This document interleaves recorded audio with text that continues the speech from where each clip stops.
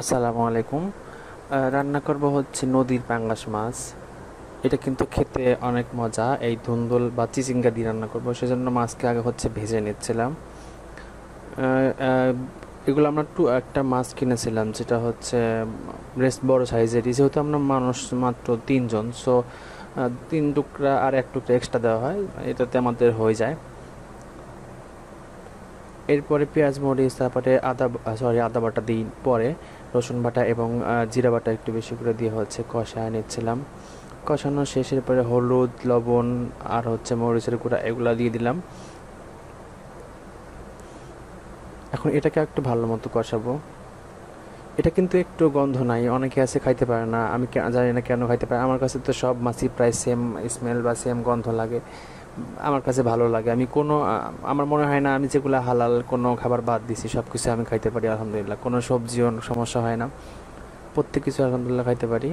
এরপরে কিছু পটল ছিল, সেগুলো হচ্ছে দিয়ে দিলাম। এরপর এটাকে আমি ভালো মতো হচ্ছে কষিয়ে নেব।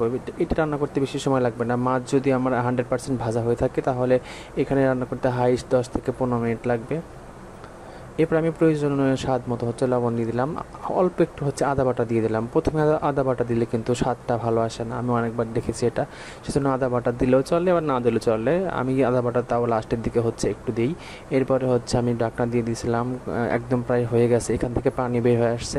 যেহেতু ওইটা একটু নরম টাইপের, বা দুইটাই হচ্ছে নরম খাবার, সো পানি বের হয়ে আসছে এখান থেকে। তারপরে আমি একটির মধ্যে পানি অ্যাড করবো, কারণ ঝোল তো লাগবেই।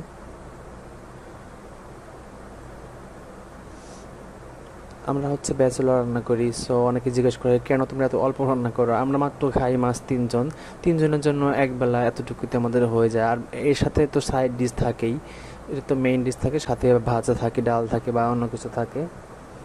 এরপর আবার একটু ঢাকনা দিয়ে দিলাম, প্রায় ঝোলটা ফুটে আসছে। এখন হচ্ছে আমি মাছ দিয়ে দিব।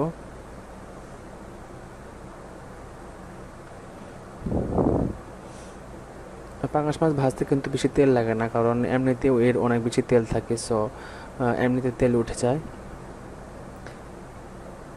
আমি সবসময় লেজার পাশের ওই অংশগুলো খাই, মানে হচ্ছে পেটি টাইপের মাছগুলো খাই।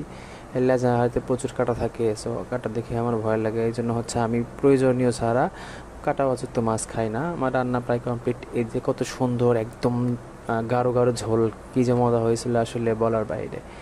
এরপর খাইতে নিচ্ছিলাম, তখন দেখলাম যে প্রচুর বৃষ্টি, সেজন্য হচ্ছে ভালো মতো খাইতে পারি নাই। আহ, যেখানে খাইতে নিয়েছিলাম সেখান থেকে উঠে আবার ঘরে চলে আসছিলাম।